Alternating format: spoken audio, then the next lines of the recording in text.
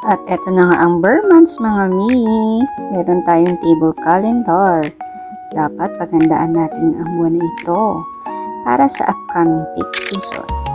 At eto na nga, ipapakita ko sa inyo ang paggawa ng ating table calendar. So, nagprint lang ako ng calendar, January to December. Pwede natin i-manual cut ito. Kaya kahit wala kang cutter, pwede mo itong gawin. Basta't may printer, cutter, or gunting. Normal na gunting.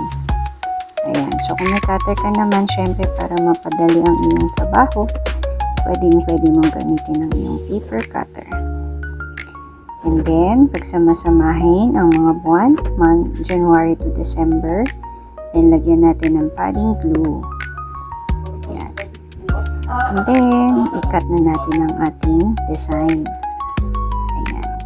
So, i-paper cutter din natin para siguradong straight ang lines ng cut natin. Ayan. Then, dito, ginamit ko ang cutter para naman i-shape natin yung gusto nating image. Ayan. Careful tayo mga midyan kasi baka alam nyo na, dumulas ang cutter, mahirap nang masugat at maputol ang kamay. Huwag naman.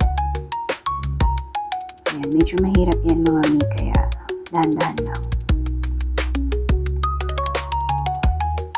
Ayan, so i-fold natin, then lalagyan lang natin yan ng double adhesive para magdikit siya at magkaroon ng stand.